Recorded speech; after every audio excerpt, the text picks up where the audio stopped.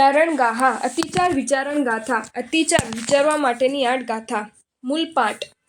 નાણમ્મિ દંસણમ્મિ ચણ્ણમ્મિ તવમ્મિ તહય વીર્યમ્મિ આયરણમ આયારો ઈય એસો પંચહા ભણ્યો. કાલે વિનય બહુમાણે ઔહાણે તહ અનિન્હ વન્ને ભંજન અથ તદુભય અઠ્ઠવ્ય નાન માયારો નિસંકિય નિકંખ્ય નિવિત્તિ ગિચ્છા મૂઢ દિઠ્ઠિય ઉવ ઉહ થિરિકર્ણે વત્સલ પભાવને અઠ્ઠ પણિહાણ જોગ જુત્તો પંચ હિમ સામા હિમ તિ હિમ ગુત્તિ હિમ એસ ચરિતાયાળો અઠ્ઠવ્ય હોય નાયવો.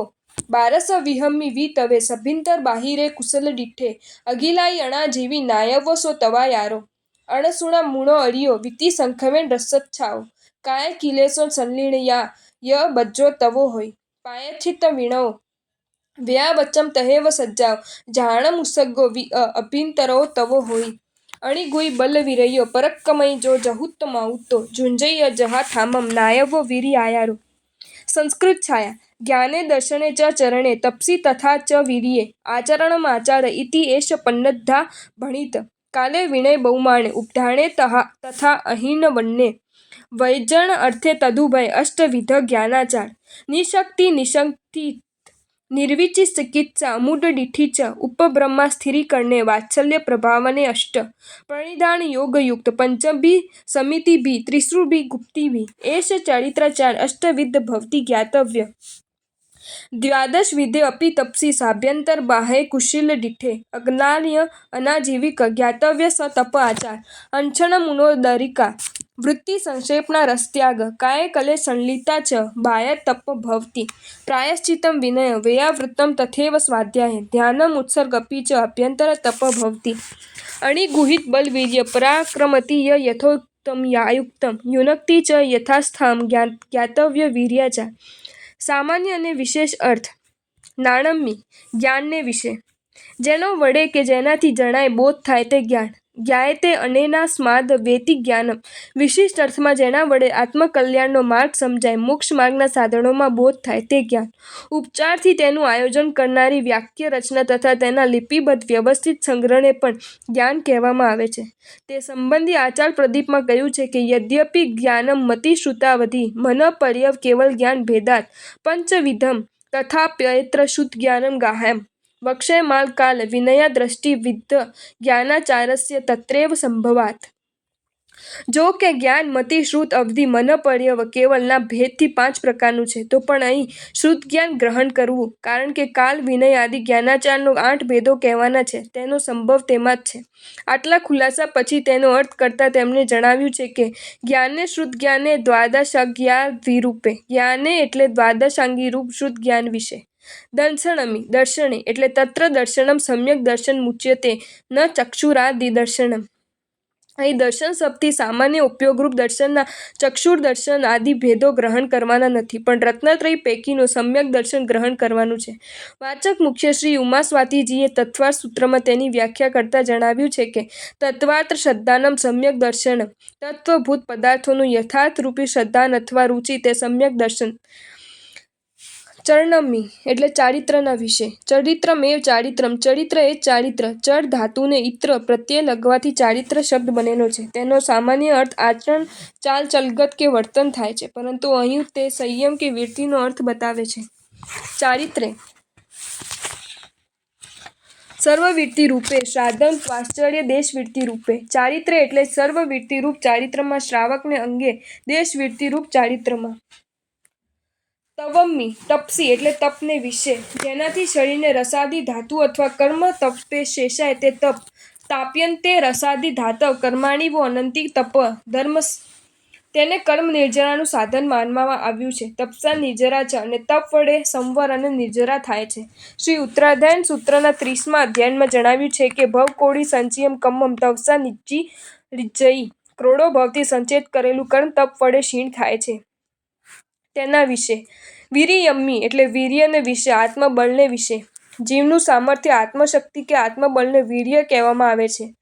વીર્ય એ બળ છે કે જે જીવનું લક્ષણ છે. તે 2 પ્રકારનું હોય છે સકર્મ અને અકર્મ. તેમાં કર્મના ઉદ્દેશથી ઔદયક ભાવરૂપ જે સામર્થ્ય ઉત્પન્ન થાય છે તે સકર્મ વીર્ય કહેવાય છે અને કર્મના ક્ષયથી ક્ષયિક ભાવરૂપ જીવનું સાહજિક સામર્થ્ય પ્રગટે છે તે અકર્મ વીર્ય કહેવાય છે. આયરણમ એટલે આચરણ, વર્તણૂક, વ્યવહાર. આયારો એટલે આચાર, શસ્ત્ર, શુદ્ધ વર્તણૂક કે ધર્મ વિહિત જીવન વ્યવહારને આચાર કહેવામાં આવે છે. સમ્યક આચરણમ આચાર. ઇય એટલે ઇતિ એટલે એ પ્રમાણે. એસો એટલે એ. પંચહા પંચદા એટલે 5 પ્રકારનું. ભણ્યો એટલે ભણિત, કહેવાયેલો, પ્રતિપાદન કરાયેલો. ભણ એટલે બોલવું, કહેવું કે પ્રતિપાદન કરવું. તે પરથી ભણિતનો અર્થ બોલાયેલો, કહેવાયેલો કે પ્રતિપાદન કરાયેલો થાય છે. કાલે કાલના નિયમને અનુસરવા વડે. કાળ એટલે સમય. જે સમય શુદ્ધ જ્ઞાનના અભ્યાસ માટે નક્કી થયેલો છે તેને અહીં કાલ શબ્દથી સૂચિત કરવામાં આવ્યો છે. કાર્યસિદ્ધિ માટે સમય એક અગત્યનું કારણ મનાય છે, એટલે કે અમુક કાર્ય અમુક સમય કરવાથી જ સિદ્ધ થાય છે. અહીં જ્ઞાનોપાસના કે શાસ્ત્રાભ્યાસ રૂપી કાર્યની સિદ્ધિને પણ તે જ નિયમ લાગુ પડે છે. એટલે નિયત થયેલા સમયે અધ્યયન કરવામાં આવે તે ઇષ્ટ છે. આ અર્થમાં કાલ એ જ્ઞાનાચારનો પ્રથમ ભેદ છે. વિનય એટલે વિનય, વિનયને વિશે. વિનયનો સામાન્ય અર્થ શિક્ષણ, શિષ્ટતા કે નમ્રતા હોય છે, પરંતુ અહીં તે ગુરુ, જ્ઞાની, જ્ઞાનાભ્યાસી, જ્ઞાન અને જ્ઞાનના ઉપકરણોની અશાતના, વર્જવાના અને યોગ્ય ભક્તિ કરવાના અર્થમાં વપરાયેલો છે. તે જ રીતે વિનય એટલે ગુરુની, જ્ઞાનીઓની, જ્ઞાનાભ્યાસીઓની, જ્ઞાનની અને પુસ્તક, પૂંઠું, પારણા, પાટી, કવલી, ઠવણી, સાપડો, સાપડી, ઓળિયું, ટીપણું, દસ્ત્રી વગેરે જ્ઞાનોપકરણોની, જ્ઞાન મેળવવાના સાધનોની અશાતનાનું વર્જન અને તેમની યથાયોગ્ય રીતે ભક્તિ વગેરે કરવું. ગુરુનો વિનય ઊભા રહીને સામે થવું જોઈએ. આસન આપવું, પગ ધોવા, વિશ્રામણા, અંગમર્દન કરવી, વંદના કરવી, આજ્ઞા પાલન કરવું, સાંભળવાની ઈચ્છા રાખવી વગેરે વડે થાય છે. તે સંબંધમાં પૂર્વાચાર્યોએ જણાવ્યું છે કે અબુઠ્ઠાણમ જલીકરણમ દૈવાસણ દાયણમ ગુરુ ભૂતિ ભાવ સુસુઆ વિણો એસ આહિયો. અભ્યુત્થાન, અંજલિકરણ, 2 હાથ જોડવા, આસન આપવું, ગુરુ ભક્તિ અને ભાવ શુશ્રૂષા એ વિનય કહેવાય છે. જ્ઞાનદાતા ગુરુનો વિનય કરવો આવશ્યક છે. જો તેમ કરવામાં ન આવે તો શાસ્ત્રાભ્યાસનું યોગ્ય ફળ મળી શકતું નથી.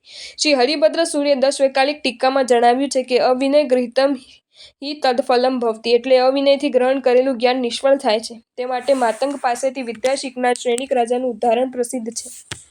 ગુરુ વગેરેના વિનયપૂર્વક શુદ્ધ જ્ઞાનનો અભ્યાસ કરવો તે વિનય નામેનો બીજો જ્ઞાનાચાર છે. બહુમાની એટલે બહુમાનને વિશે. બહુમાન એટલે આંતરિક પ્રીતિ રાખવી તે. ગુરુ, જ્ઞાન તથા જ્ઞાનોપકરણ પ્રત્યે આંતરિક પ્રીતિ કે ભાવોલ્લાસને બહુમાન નામનો જ્ઞાનાચારનો ત્રીજો ભેદ છે. ઉહાણે ઉપધાણે ઉપધાનના વિશે. જે તપ વડે સૂત્રાધિક સમીપમાં કરાય તે ઉપધાન. ઉપધાન એ જ્ઞાનાચારનો ચોથો વિભાગ છે. અણહિન્નવન્ને ગુરુ, જ્ઞાન અને સિદ્ધાંત વગેરેનો અપલાપ ન કરવાને વિશે. નિ પ્લસ ઋ એટલે છુપાવવું. તે પરથી નિરવ છુપાવનાર એવું પદ બને છે. તેનો જે ભાવ તે નિવણ એટલે છુપાવવાની ક્રિયા. અપલાપ કરવો કે ષટપણું તે નિવણ છે. તે ન હોવું તે અણહિન્વન. તાત્પર્ય કે અષટપણું કે નિખાલસતા એ જ અણહિન્વન્ને છે. જે ગુરુએ શાસ્ત્રાભ્યાસ કરાવ્યો હોય તેનું નામ છુપાવવું તે નિવણ દોષ છે. તે જ રીતે સિદ્ધાંતને છુપાવવો કે તેના પર ઢાંક પીછોડા કરવાથી અથવા તેનાથી વિરુદ્ધ પ્રતિપાદન કરવું તે પણ નિવન દોષ છે. અનિવન એ જ્ઞાનાચારનો પાંચમો ભેદ છે. વ્યંજન અર્થ તદુભય. વ્યંજન અર્થ તદુભય એટલે વ્યંજન અર્થ અને તદુભયને વિશે. અક્ષર અર્થ અને તે ઉભય વિશે.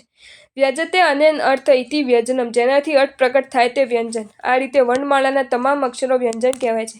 અહીં વ્યંજન શબ્દ શુદ્ધિ માટે વપરાયેલો છે, જે જ્ઞાનાચારનો છઠ્ઠો વિભાગ છે. શબ્દના બોધ્ય વિષયને અર્થ કહેવામાં આવે છે, જેમ કે પંકજ એટલે કમળ, સુવર્ણ એટલે સોનું, મુક્તા એટલે મોતી વગેરે. અર્થ શબ્દ અહીં અર્થ શુદ્ધિ માટે વપરાયેલો છે. તે જ્ઞાનાચારનો 7મો વિભાગ છે.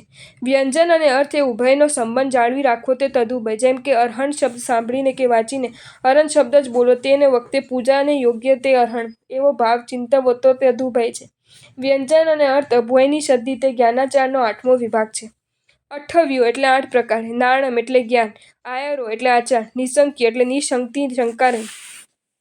સંશયને શંકા કહેવામાં આવે છે. તે 2 પ્રકારની હોય છે, દેશશંકા અને સર્વશંકા. તેમાં વિષયના અમુક ભાગ પૂરતી શંકા હોય તે દેવશંકા કહેવાય છે, અને સમસ્ત વિષયને લગતી શંકા હોય તો તે સર્વશંકા કહેવાય છે. શ્રી હરિભદ્ર સૂરીએ 10 વૈકાલિક નિરુક્તિ પરની ટીકામાં તેના દ્રષ્ટાંતો આપતા જણાવ્યું છે કે જીવપણું સમાન છતાં એક ભવ્ય અને બીજો અભવ્ય એમ કેમ થાય? આવી શંકા તે દેશશંકા છે. આ સ્થાને એવો વિચાર કરવો જોઈએ કે કેટલાક પદાર્થો હેતુ વડે ગાયા છે અને કેટલાક પદાર્થો અહેતુ વડે ગાયા છે.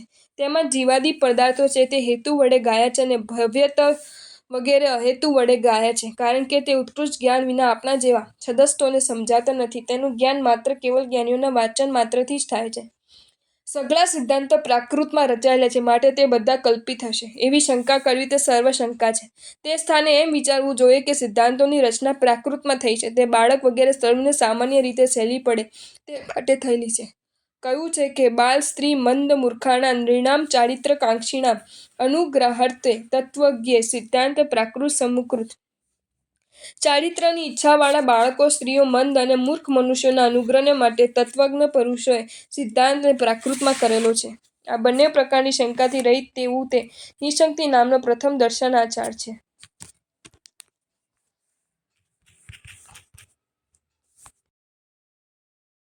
જો તમને આ વિડીયો ગમ્યો હોય તો આ વિડીયોને લાઈક કરો અને મારી ચેનલ જૈન ફેક્ટ્સ એન્ડ સ્ટોરીઝને સબસ્ક્રાઈબ કરો. ધન્યવાદ.